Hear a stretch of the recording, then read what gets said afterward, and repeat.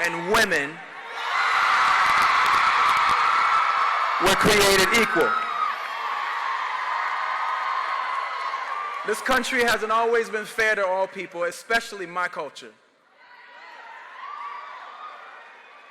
It's not always been fair to us, but I think that Hillary is going to help fix these wrongs. In fact, she and I spoken earlier today, and she's made some commitments. She made some commitments. Whether it's pay equality for women, free public college tuition if your family earns less than $125,000, and very important to me, addressing the mass incarceration in 1994 by eliminating minimum prison sentences. She's made a commitment to me. 3 strikes, all of those things. We're going to deal with all those things. Isn't that right? So it makes me angry when people say Hillary can't be she can't lead our country because she's a woman. How dare anyone question a woman's ability? Every person on this planet was brought into this world by a woman.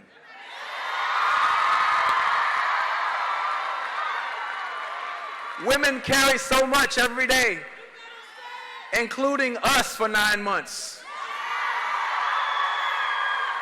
Women are the reason why our species even exists. Don't we call the planet Mother Earth? I want to live in a world where a woman's ability is respected and not ever questioned. And for once, let me dream. For once, when it comes to the nuke buttons, I'd like to see it commanded by a woman who knows what it's like to physically bring a life into this world and who will think about the world holistically before she decides to take millions of them out.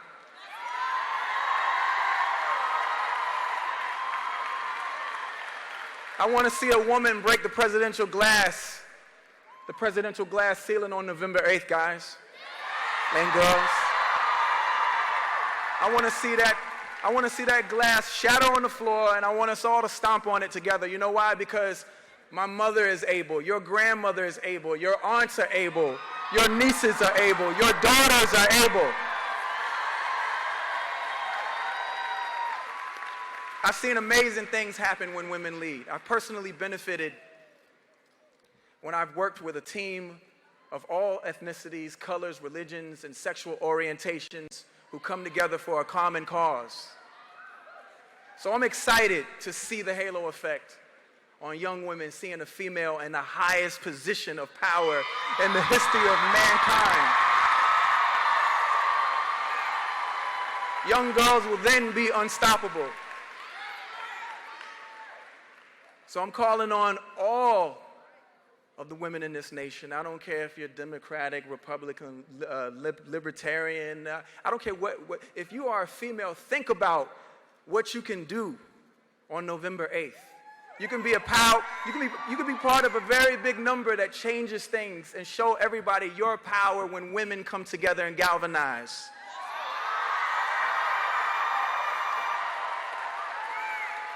And last but not least, for my culture, I know they sometimes call us minority, but you see our influence everywhere. We are not minority, we are majority. That's my culture. We're black, beautiful.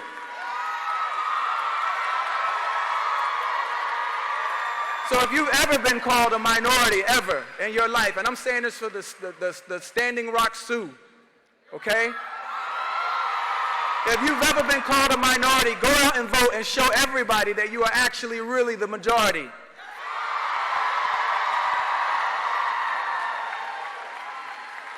That's all I have to say, and right now I want to bring up somebody who is closely associated with the word fire, Senator Bernie Sanders.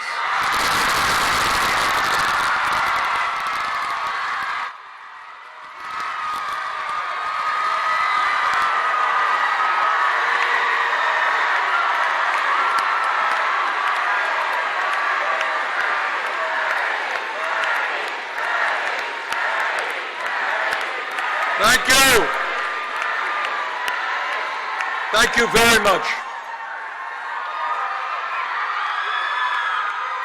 And Pharrell, thank you very much. Pharrell began his remarks by making a very important point. He said, he's not a politician, he's a musician. But he understands that in this moment in American history, it is imperative that all of us be politicians, all of us be involved in the political process. Thank you, Pharrell.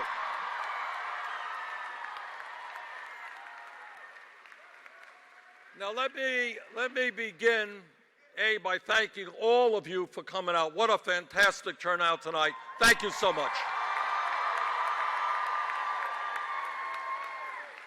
And B, I want to begin with a startling revelation. Are you ready for a startling revelation?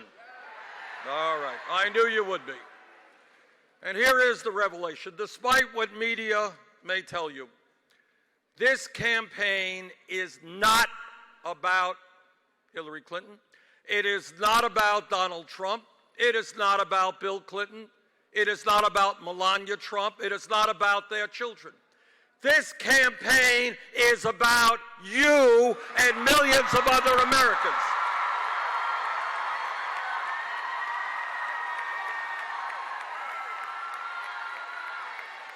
And this campaign is not a personality contest. We're not voting for high school president. We're voting for the most powerful leader in the entire world.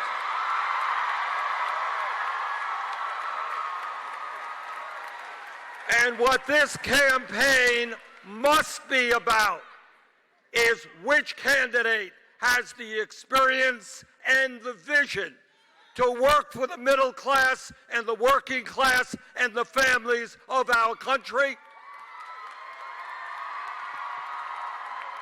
And in my view, without a shadow of doubt, that candidate is Hillary Clinton, our next president.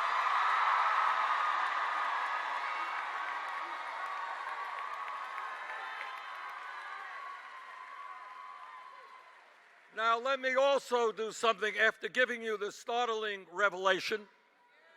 Let me give you something else also very radical, and that is I think a campaign should be based on issues.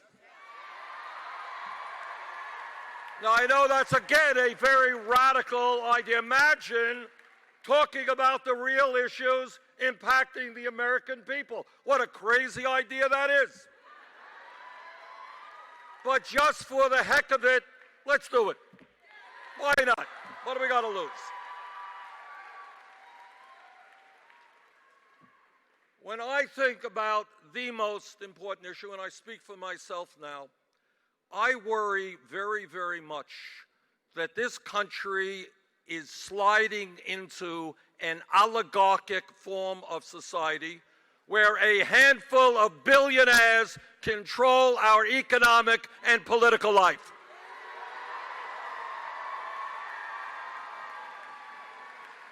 As we speak, this very moment, billionaires around the country are pouring tens and tens of millions of dollars into senatorial campaigns, House campaigns, and campaigns of all kinds. What we are saying tonight is we will not allow billionaires to buy the United States government.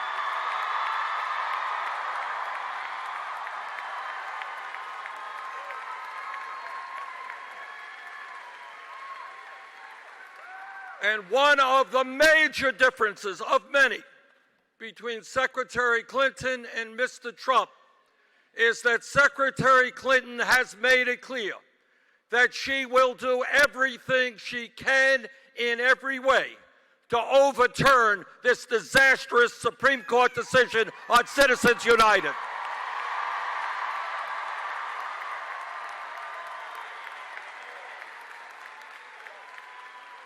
Too many brave people here in North Carolina and Vermont and all over this country have put their lives on the line to defend American democracy. We're going to fight for that democracy. We are not going to become an oligarchy.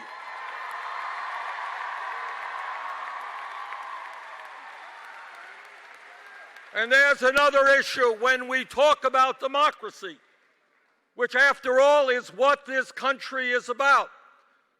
We have cowardly Republican governors all over this country trying to suppress the votes.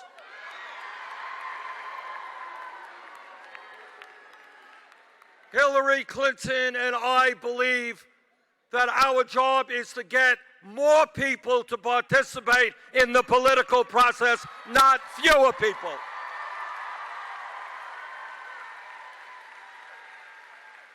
And I say, look, in a democracy, honest people can have different points of view. Secretary Clinton has conservative friends. I have conservative friends. That's democracy. But what is not democracy is when cowardly governors go out of their way to make it difficult for people to vote.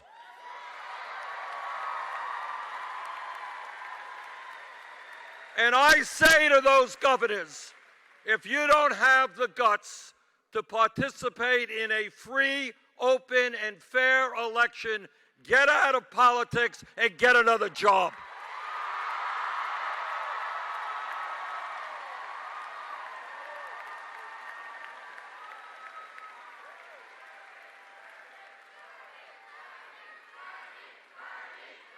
Thank you.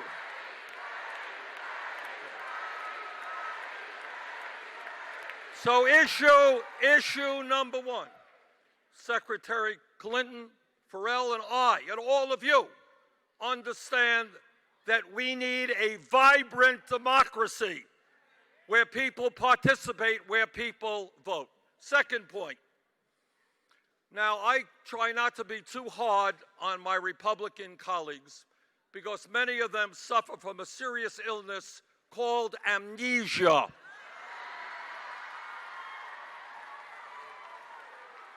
And unlike Mr. Trump, we do not make fun of people with disabilities.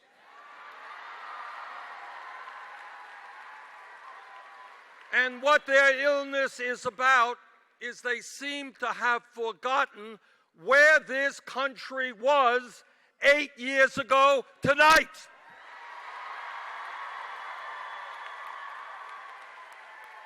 Somehow it just skipped their minds. I don't know. They forgot that 8 years ago tonight, we were losing 800,000 jobs a month. A horrific number, unprecedented since the Great Depression. They forgot, and they're very concerned about deficits, which is an important issue.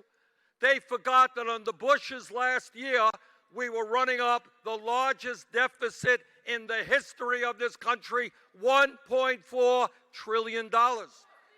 Just forgot about it. And they forgot, by the way, just to mention that the world's financial system was on the verge of collapse. We have come a long way in 8 years in improving the economy. Thank you, President Obama.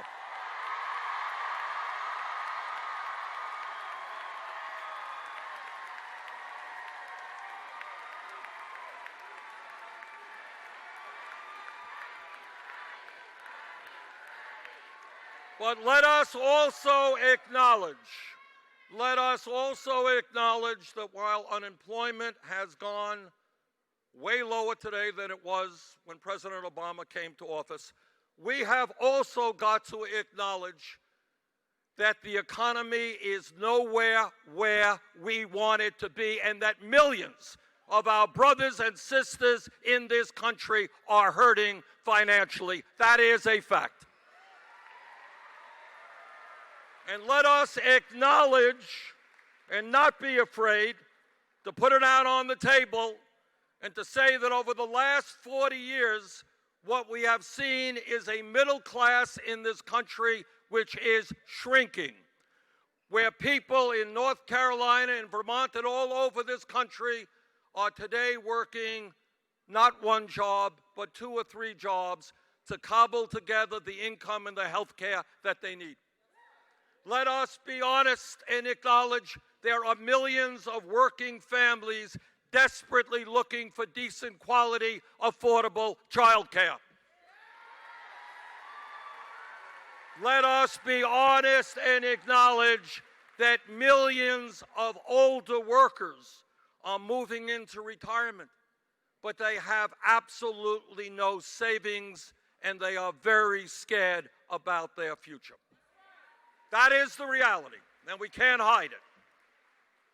So it is important for us to take a hard look at which candidate is going to address those issues, which candidate understands that the grotesque level of income and wealth inequality in America today is unacceptable.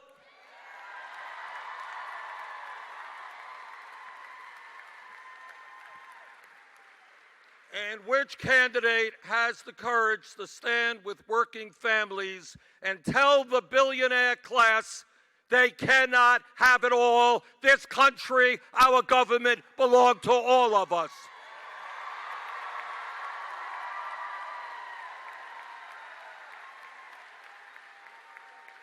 In North Carolina and all over this country, we have people working longer hours for lower wages. Everybody here knows that nobody can make it on $7.25 an hour federal minimum wage. And let us be very clear, a 7.25 federal minimum wage is a starvation wage. Let's be clear. You can't make it on 7.25 and you can't make it on $10 an hour. There is one candidate running for president who is pledged to raise the minimum wage to a living wage, and that is Hillary Clinton.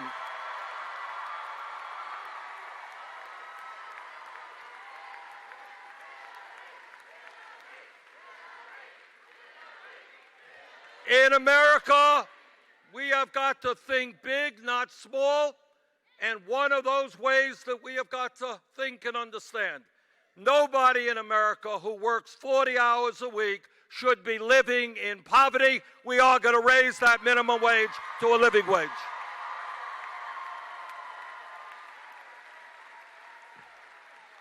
And there's another issue I'm almost embarrassed to mention it.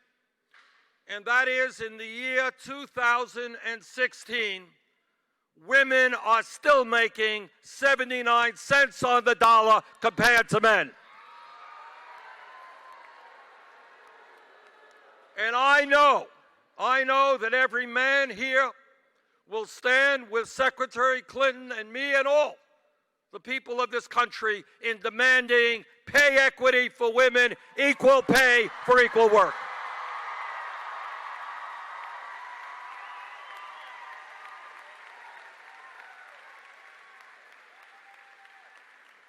When we think big and not small, we take a hard look. We say, well, what's going on around the rest of the world? And then we learn something. We learn that all over the world, working people are guaranteed paid family and medical leave. Every major country, and in fact, most poor countries, guarantee paid family and medical leave. But right now, right here in North Carolina today, some working class woman has given birth to a beautiful baby. But she is going to have to go back to work. She is going to have to separate herself from that beautiful baby in a week or two because she doesn't have the money to stay home with that baby. That's wrong. And that is why Secretary Clinton and I will fight to guarantee 12 weeks paid family and medical leave.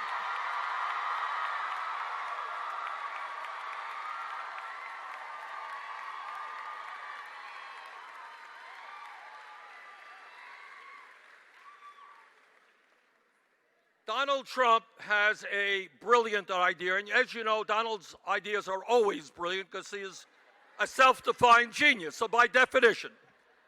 And in the midst of the healthcare problems that we have as a nation, Mr. Trump's brilliant idea is to throw 20 million Americans off of health insurance. Now, in fairness to Mr. Trump, we have to say that he really did not originate this idea. Most of his Republican colleagues feel the same way. And I'm a member of the Budget Committee, and when the Budget Committee, dominated by Republicans, passed language to that effect, I asked the chairman, and I said, Mr. Chairman, if you throw 20 million Americans off of health insurance, how many of them are going to die? How many of them are going to become much sicker than they should have become? The Republicans did not have an answer, not something they are worried about. Well, Secretary Clinton is worried about it, and I am worried about it. We don't think it is a good idea to throw 20 million Americans off of health insurance. We think we should be moving this country to guarantee health care to all people as a right.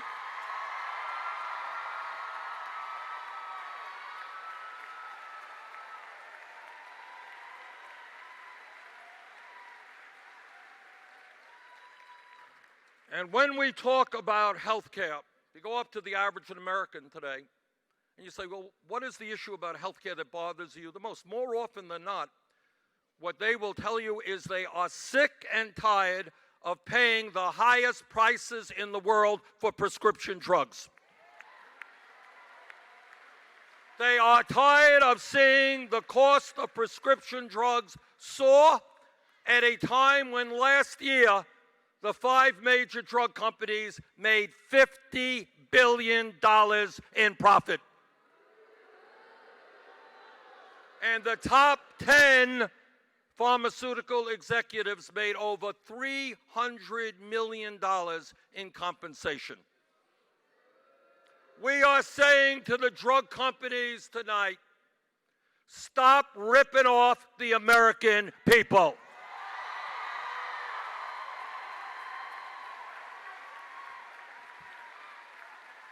And if you do not do it on your own, we are going to do it for you. Prices are going down.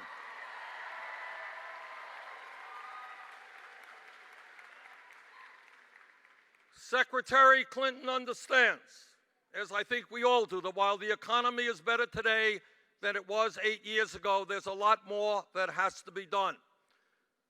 And that is why we understand that we can create millions of good-paying jobs rebuilding our crumbling infrastructure, our roads, our bridges, our water systems.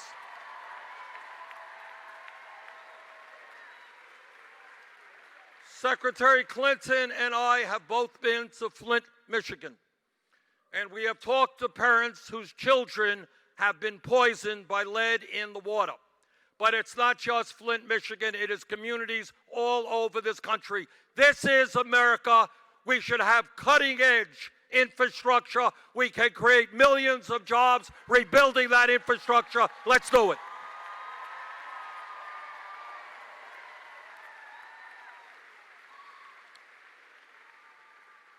At the end of the primary process, Secretary Clinton and I chatted for a while to see in what ways we could work together most effectively. And one area that we both feel very strongly about is that in a highly competitive global economy, this nation must have the best educated workforce in the world.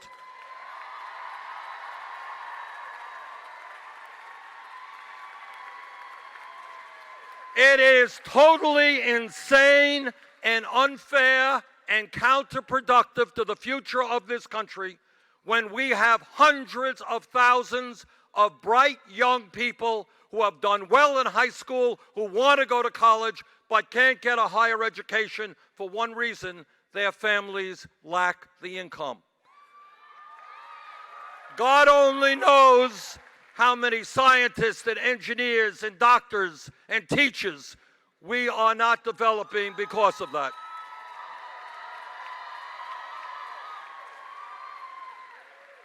So Secretary Clinton and I came up with a pretty simple proposal. And it says that we are going to make public colleges and universities tuition-free for every family under $125,000.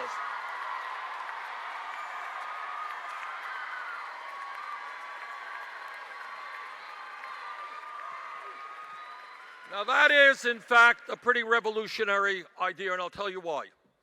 Number one, obviously, it's going to make life easier for people who are in college or will soon be in college, but it does something else even more profound. I grew up in a family where my dad dropped out of high school at the age of 16 and my mother never went to college. And there are millions of families like that in this country where kids grow up not knowing anybody who ever went to college, who believe that there is no way in the world, because they're poor, working class, they're never going to make it to college.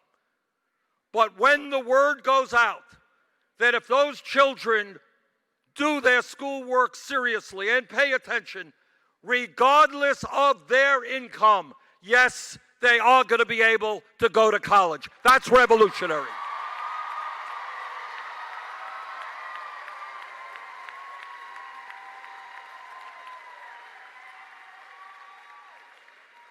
How many people here tonight are dealing with student debt? Raise your hand.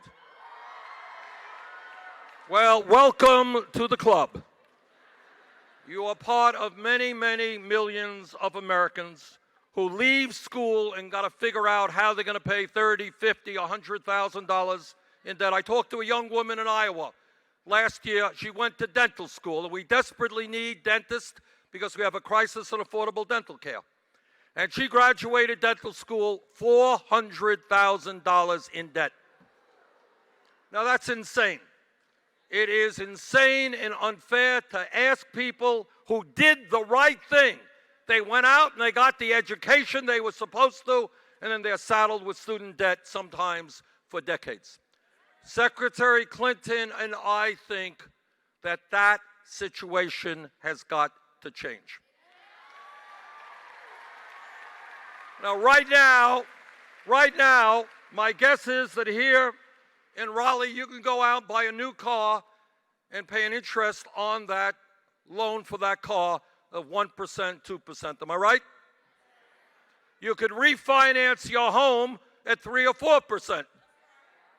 Then why in God's name are millions of people paying 6, 8, 10% interest rates on their student debt?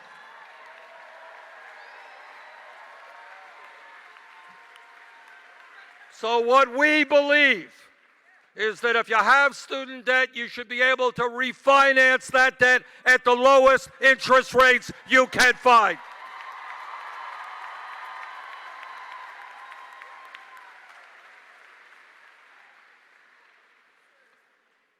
Now, there are many, many differences between Secretary Clinton and Mr. Trump.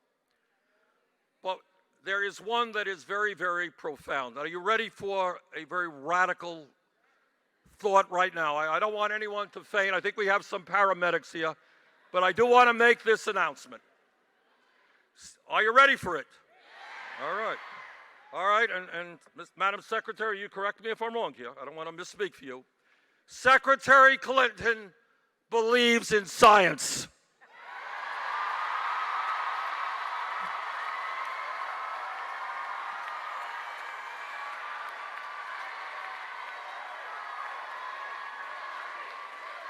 Now, I know, I put her in a difficult position. In 2016, to believe in science, a little bit dangerous, but what the heck. Now, I'm a member of the U.S. Senate Committee on the Environment, and I have talked to scientists. I have talked to scientists all over this country and all over the world. And let me be very clear. The debate is over. Climate change is real. Climate change is caused by human activity.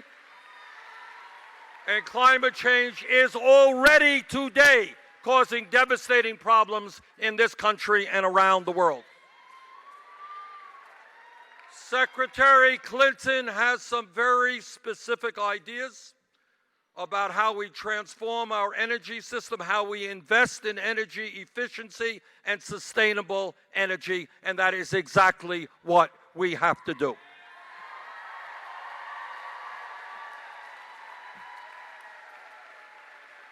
Now, Donald Trump has a different idea. After years and years of studying the issue from a scientific perspective, I'm joking. He has concluded that climate change is a hoax emanating from China. Now, why he chose China and not Mexico as a Muslim country, I don't know, but that's the way it is. Now, we can laugh at this, but in truth, this is not a funny issue. I've got 7 grandchildren. Secretary Clinton has grandchildren. Our job as custodians of this planet is to make sure that we leave our kids and grandchildren a planet that is healthy and habitable.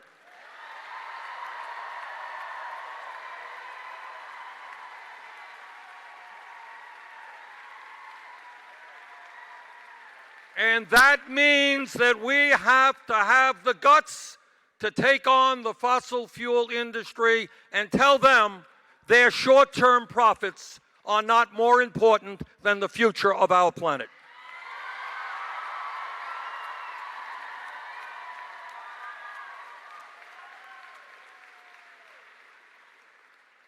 Secretary Clinton understands that we have a broken criminal justice system that needs major reform.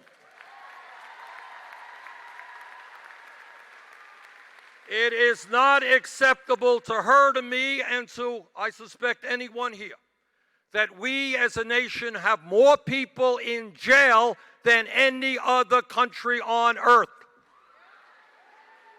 And Secretary Clinton understands, as I think most of us do, that it makes a heck of a lot more sense to invest in jobs and education for our young people rather than jails and incarceration.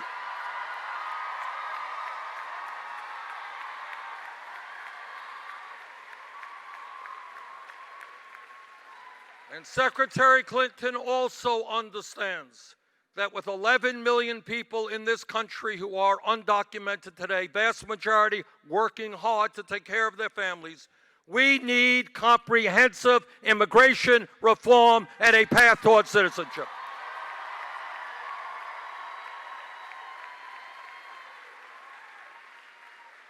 Let me conclude by saying this. All of you know that our country, from its earliest days, have struggled with issues of racism and sexism and discrimination.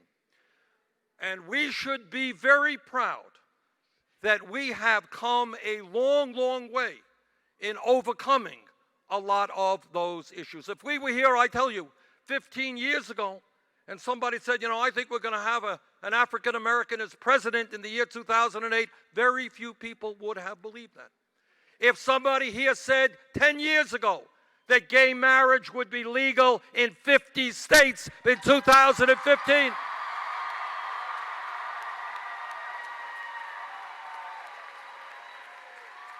and let us not forget that as I stand next to our next president, 100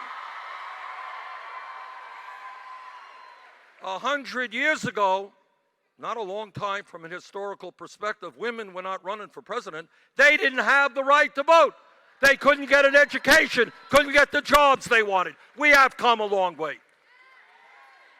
I disagree with Donald Trump on virtually all of his policy positions.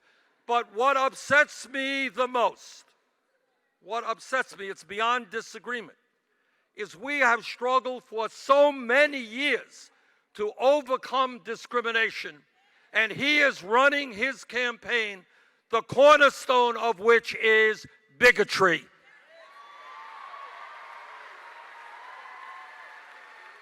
Now, as Americans, we can disagree on many issues, but we have come too far.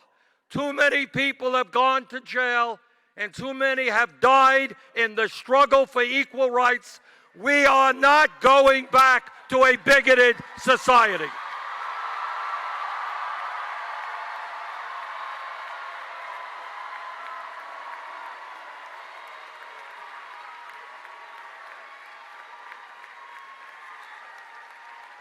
And furthermore, what we understand, my dad came from Poland, and if we went around this room, you'll find people from 100 more countries all over the world.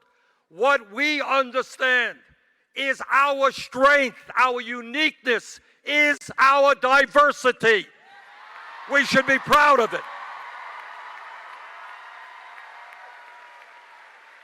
We should be proud of it, and we are not going to allow Trump or anyone else to divide us up.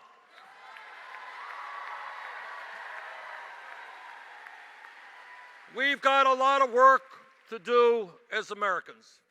In the next 5 days, we've got to do everything that we can to elect Secretary Clinton. And on the day after the election, we're going to go back to work to make this country what we know it can become. Thank you all.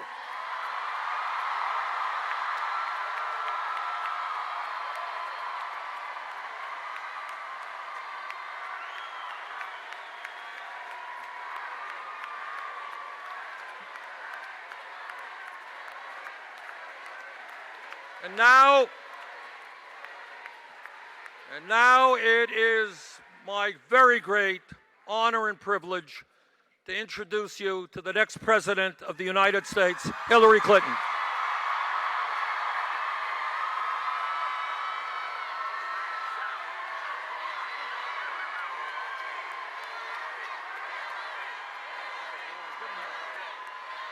Thank you.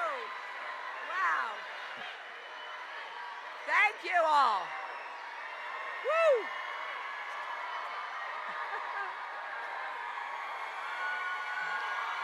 I gotta say,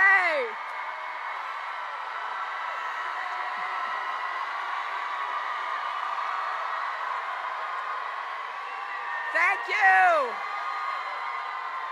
Thank you. I gotta say, after hearing from these two extraordinary men, I feel all fired up and ready to go for the next 5 days. It is so great to be back here with all of you, and there are a few people in the audience that I just want to acknowledge because I'm delighted they're there. U.S. Congressman David Price, I saw right there. Thank you, David. State Senator Dan Blue Jr., I know, right there. Thank you, Dan. And I'm not sure she's still here, but Deborah Ross, who I hope is your next senator. There she is.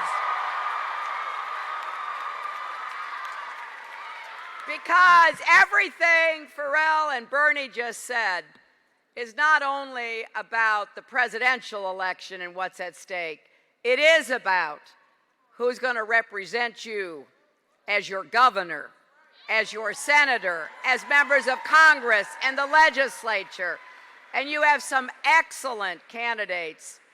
And we are so hopeful that you will vote for them and vote for what they represent.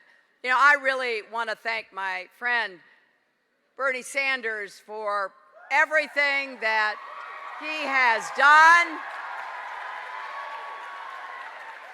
I got to serve with Bernie. We were colleagues in the Senate. I saw firsthand his commitment to the people of Vermont and to the values that have guided his life. And when we faced each other in the primary, here's what I was so proud about. We ran a campaign on the issues that matter to the American people.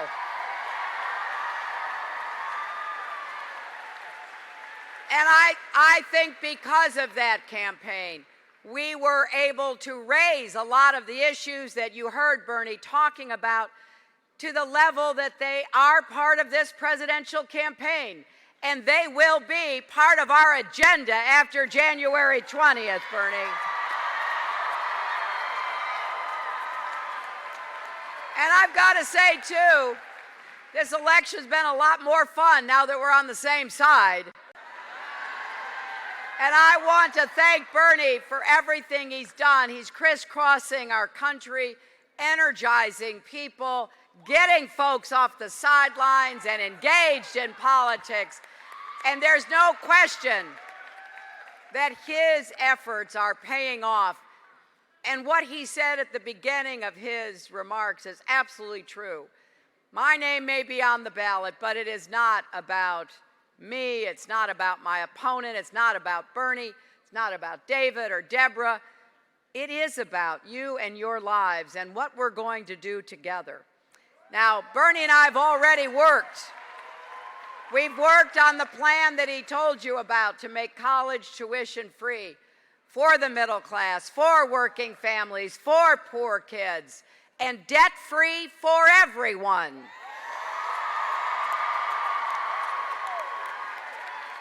Because as Bernie said earlier this year, when people who care about progressive causes stand together, we win.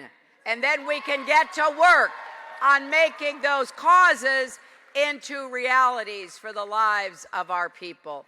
So I am proud to be here with you, and I am so excited about the election, about everything that we're going to do together. And I'm especially pleased to have Pharrell here. Now,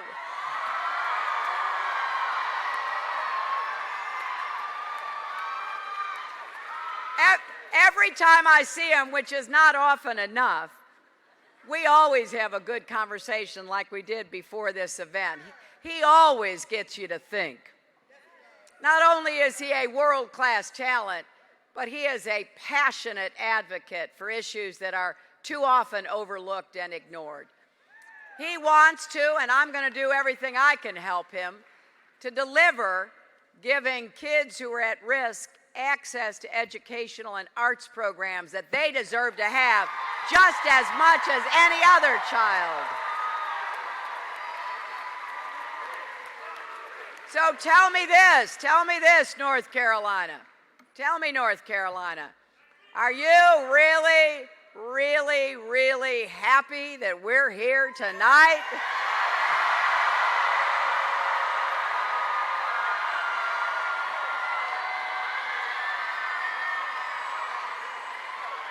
Well, we sure are. There's nowhere we'd rather be. Now, let me ask you this. How many of you have already voted?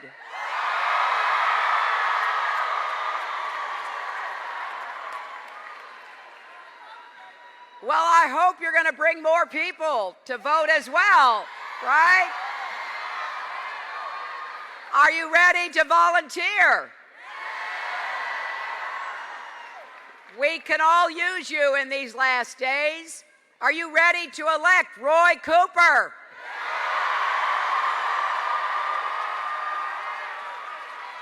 Well, I'm glad to hear that, because it's time you had a governor who puts families first, not radical ideology.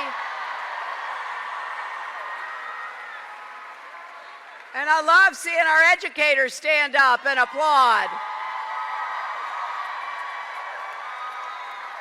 Because you need a governor who actually cares about the education of the children of North Carolina.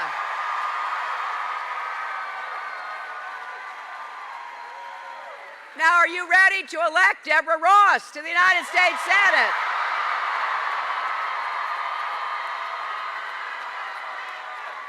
I'll tell you, Deborah and her race are the talk of everywhere.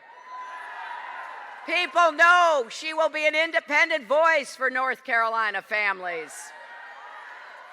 That she will represent you with integrity and excellence. And unlike her opponent, she's never been afraid to stand up to Donald Trump.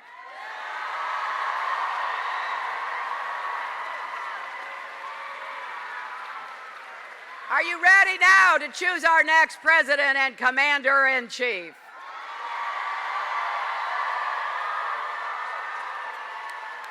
Well, I'm excited. Did any of you see the debates?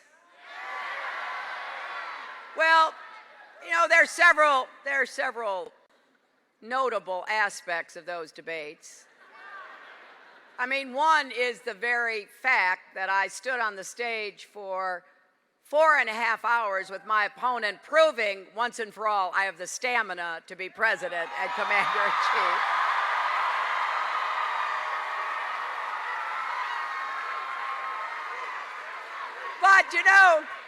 But you know, he also kept saying, like, oh, well, you know, what have you done for the last 30 years? And, you know, occasionally I would interject and say what I had done. And today in Greenville, we had a perfect comparison. I started my career fighting for children and families with the Children's Defense Fund when I got right out of law school in the 1970s.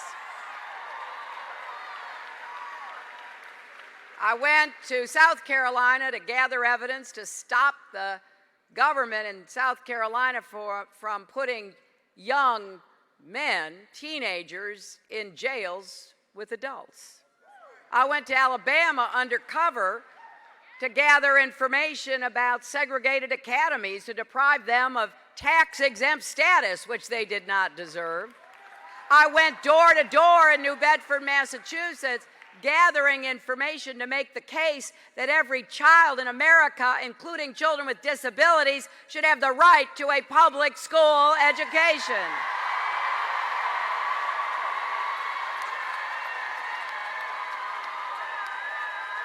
And as we heard this morning from just a wonderful, distinguished older woman by the name of May Wiggins, who came all the way down to tell her story. She was a nurse in New York City back in the 1970s, excited about being a young nurse, getting her career off to a start. And she was looking for a place to live, and she had a budget like everybody does. And she found what she thought would be the perfect place. It was within her budget, it was close to work. She went to apply for an apartment. It was a new building, brand new building. Wasn't even totally finished yet. She went into the little office and asked for an application, and they said, oh, we don't have any apartments. She said, but I saw the advertisement. Well, we have no apartments left.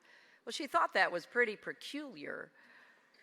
And so she decided to do a little investigation, and she found out that all of her African-American friends who'd gone to that apartment, run by Donald Trump and his father, Fred, had been told there were no apartments. So she had the gumption to go and make a complaint, which led to the Justice Department suing them for discrimination. They settled the suit, but then they had to come back a year later and sue them again because they were still discriminating. So when you hear, as Bernie so powerfully said at the end of his remarks, that we are standing against the possibility of returning and normalizing discrimination, take it seriously, my friends, because it truly is. It truly is at stake in this election.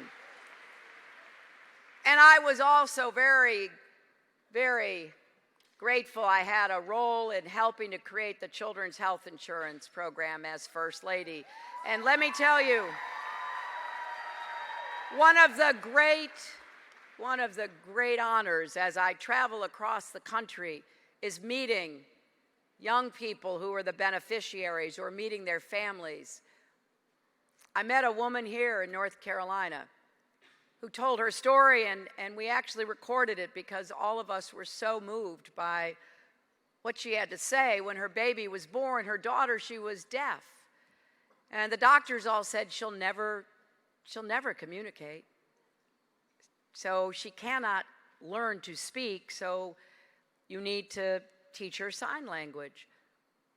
And the mom did all this research and concluded that there were some treatments that might help her daughter, but she didn't have that kind of money.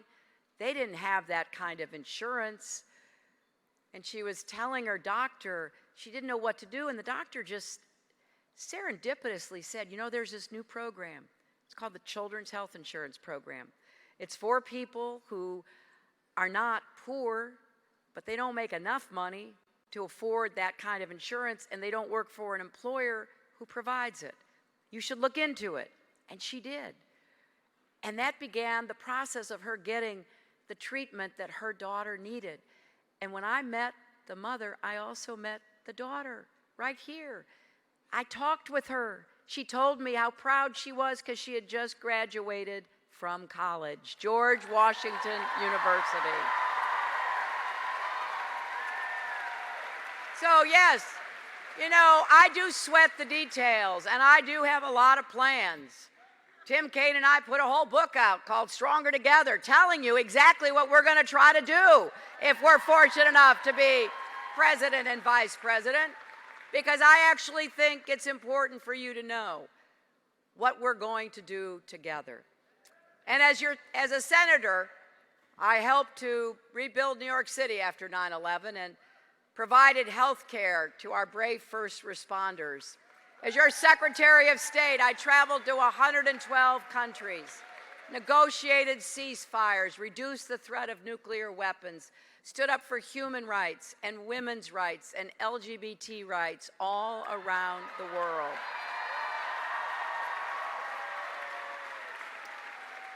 And, you know, everything I've done started by listening to people. Listening to hear your stories, what you're worried about, and then working to bring people together to find common ground, even with people who disagreed with me on lots of issues.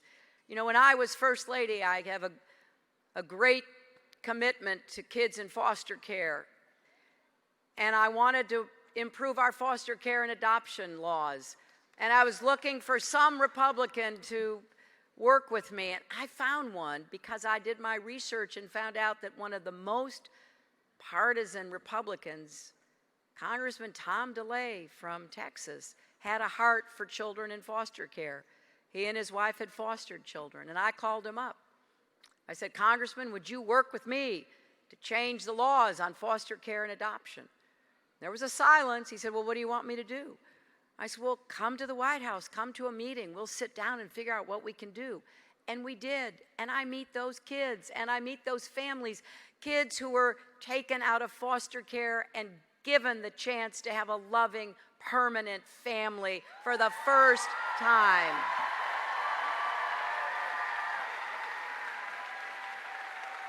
Now, I'm telling you this because I really believe that's the only way we're going to get things done.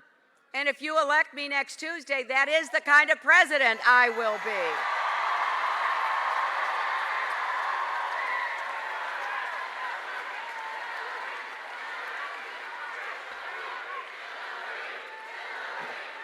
So,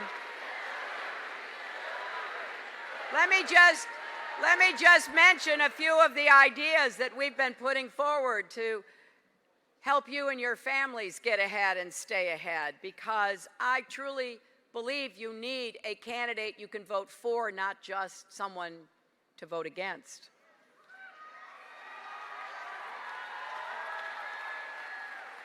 But as you're making this choice, we need to be clear about what the choice is, because come January 20th, America will have a new president.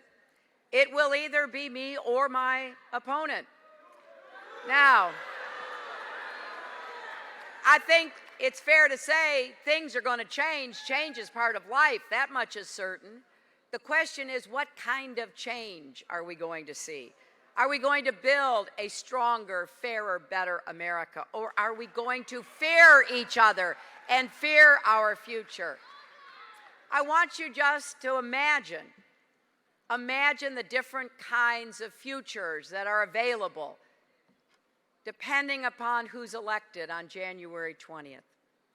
Because by imagining it, I want you to think about every issue you care about. everything that is dear to you, everything that you heard from Pharrell and from Bernie. It's hard for me to imagine that we would have a president who has demeaned women, mocked the disabled, insulted African Americans and Latinos, pitted people against each other instead of bringing them together. That is, unfortunately, though, what we have seen in this campaign. What we have seen, what's been said, and how distressful it's been. I know there are a lot of people who are upset about what's gone on in this campaign, aren't there? People come and talk to me.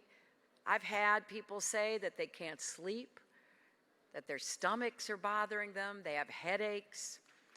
And I think that's an important signal because this is a big decision. And as Michelle Obama has said, the presidency doesn't change you who you are, it reveals who you are. And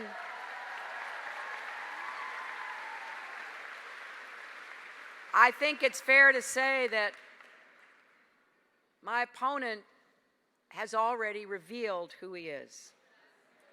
And he wants to ban every Muslim in the world from coming to the United States. Our country is founded on religious freedom. It is one of the most important building blocks of our democracy. He has said that he thinks the lives of Black people are all crime and poverty and despair. He has no idea about the strength of the Black church, the vibrancy of Black-owned businesses, the excellence of historically Black colleges and universities. He seems not to recognize the rise of a new generation of Black activists for social justice and the success of Black leaders in every field. And we saw that again in the way he treated the Central Park Five. These were 5 Black and Latino kids, some as young as 14, who were wrongly convicted of a terrible crime in New York City back in 1990. Donald Trump took out full-page ads in 4 newspapers calling for the death penalty for these kids. Nearly 3 decades later, they were exonerated by DNA evidence.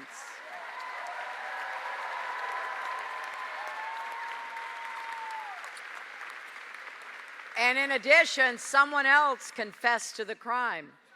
So they were finally released from prison. But not only did Trump refuse to apologize for what he had said about them and even calling for their executions, he actually said they should still be in prison. Evidence didn't matter. The law didn't matter. To him, those kids would always be guilty. So think about it. If he wants to keep exonerated people in jail, how can we trust him to fight for the rule of justice and fairness and criminal justice reform in America?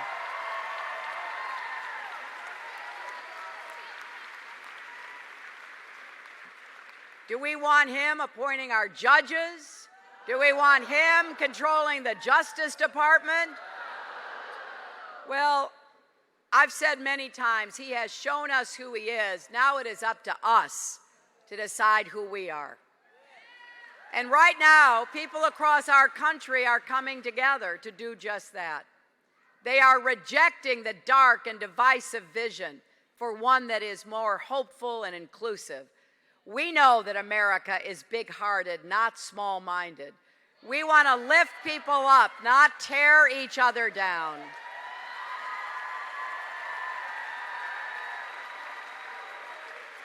And that's why I do believe we are stronger together. So let me paint you a different picture. Here's what we're going to do together. We're going to take on systemic racism with a full commitment and real follow-through. because we refuse to accept as normal some of what we're seeing across America. What happened to that church in Mississippi yesterday should not have happened, and it should never be accepted. People painted the words "Vote Trump" on the side and then set it on fire. Who would do that? Who would do that to a place of worship where people seek solace? That can never be normal. It can never be acceptable. What happened in Flint, Michigan, as Bernie said, can never be normal, can never be acceptable.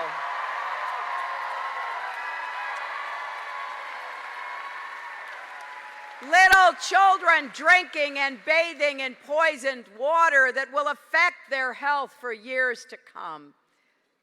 And then we know, don't we? Too many young African Americans are dying in police incidents or because of gun violence.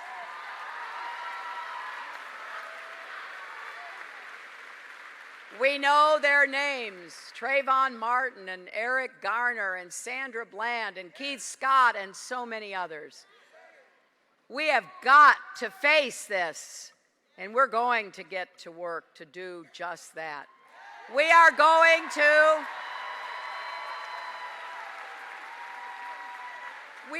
to dismantle the so-called school-to-prison pipeline.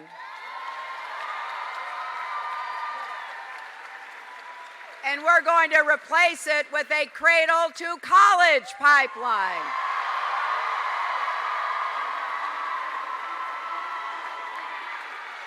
And we're going to start with our youngest kids and their families to give them the support that they need. And we're going to take a hard look at what we need to do to make sure every child has the chance to attend good schools with good teachers, no matter what their zip code is.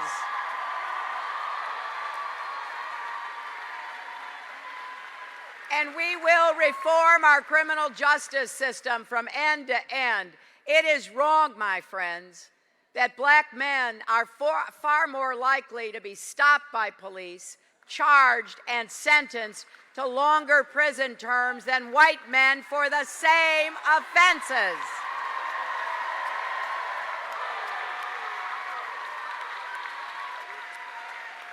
When I launched this campaign back in April of 2015, the very first speech I gave was on the topic of criminal justice reform. I said then, and I have repeated it throughout this campaign, we must end the era of mass incarceration.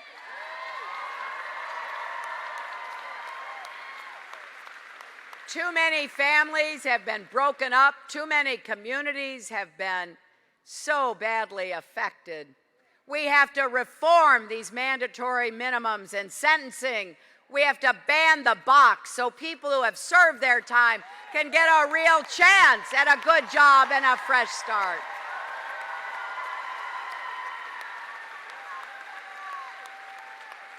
And we have to restore trust between police and communities. We are all safer when everyone has respect for the law and everyone is respected by the law.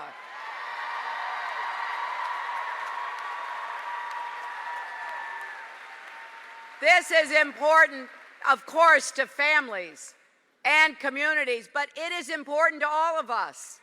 This is about who we are as a country, about whether we really are a nation that believes in freedom and justice for all. Too often, despite the progress we've made, we fall short of that goal. And we have to be honest about it. I am determined to make this one of the most important projects of my presidency, and I hope all of you will join me in doing that.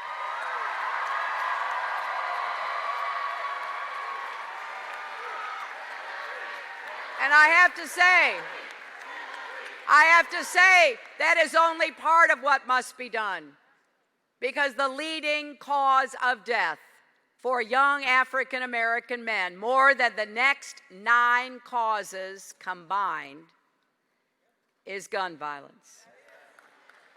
We have 33,000 people a year dying from guns. I just cannot tolerate this any longer. I have met the families of those who've lost loved ones, who've lost the first graders in Sandy Hook, the Bible study churchgoers in Charleston,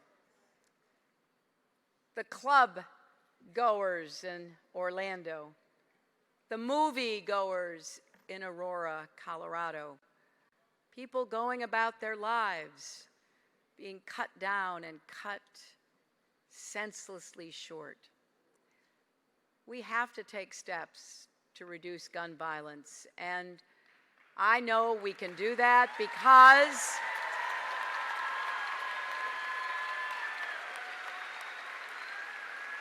the vast majority of Americans agree something must be done, and a very big majority of gun owners agree as well.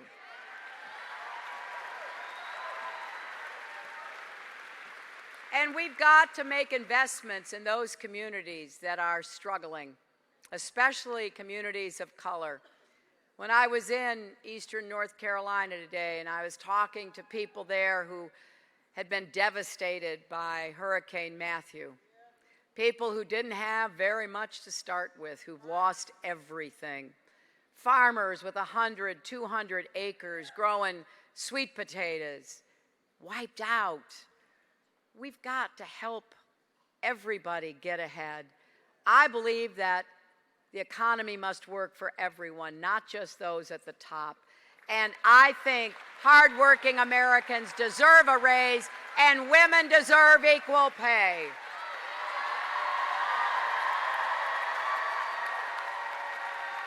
So, how are we going to do this? Well, we're going to go where the money is.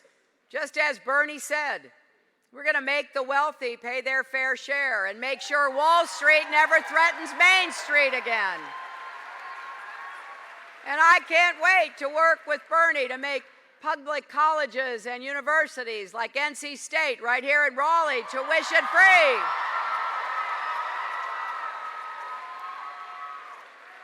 I know that this is another issue Pharrell feels passionately about as well. If you're struggling with student debt, we're going to cut that and help you pay it back and get out from under it.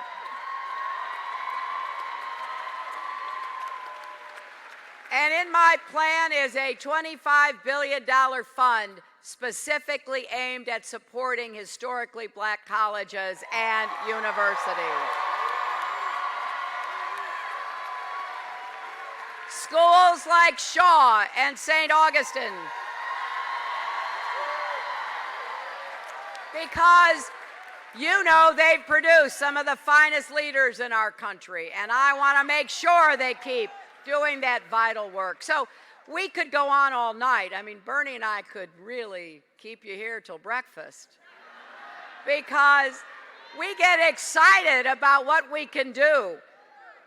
But of course, we can't do anything if you don't get out and vote and get everybody you know to vote.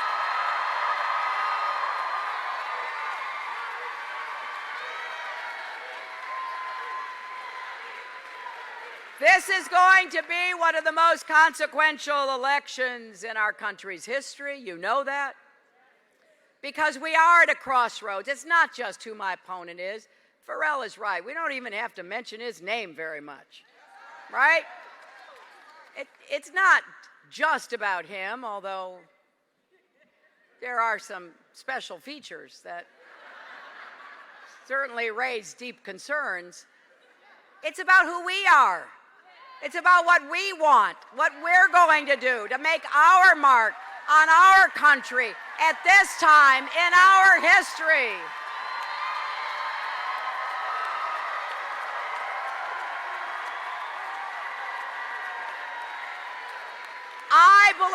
I believe America's best days are still ahead of us if we do what we're supposed to do.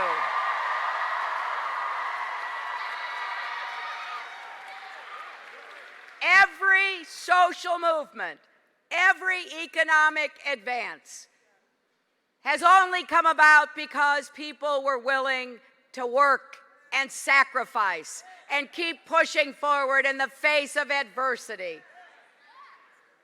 It's not easy. It wasn't easy to get the vote for women. It wasn't easy to have the final efforts made to ensure that the Civil Rights Act was enforced. It wasn't easy because there are powerful interests still trying to push us back and push us down. And right now, you know, because in this state a lot of effort was put into trying to suppress the vote, right? And some people got discouraged about that. I've met some people who say, well, you know, I don't even know what they want, what kind of identification. It gets a little discouraging. You cannot get discouraged. Do not grow weary while doing good, right?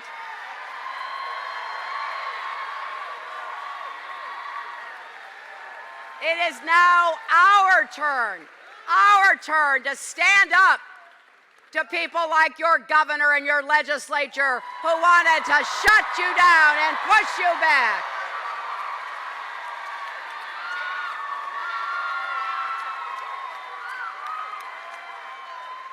Because we are fundamentally a good nation,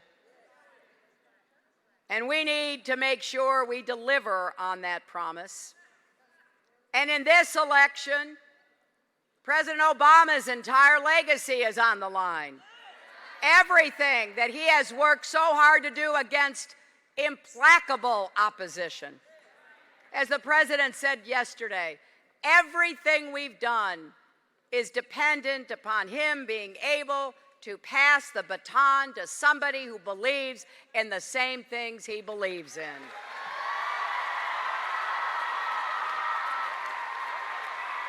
So I got to tell you, I've told the president I'm ready to take the baton, but he's going to have to bend over because he's a lot taller than I am. But I'm not just taking it. All of us are taking it.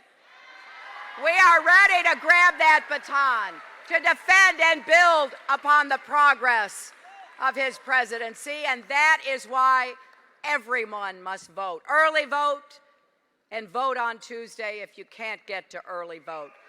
More than 31 million Americans have already voted.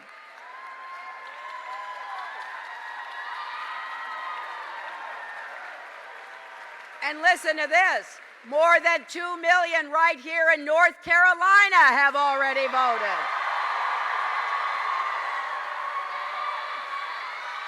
So make no mistake about it. You can make the difference, not only in who you elect, but in the agenda that those people will then get to work on. I want you to hold me accountable. I want you to be my partners. But I can't do any of this. You know, when I was with our wonderful First Lady last week, she reminded the big crowd we had in Winston-Salem that President Obama in 2008 won this state by about 14,000 votes. If you break that down, you know what the difference between winning and losing is? Roughly 2 votes per precinct. So don't let anybody tell you their vote doesn't matter.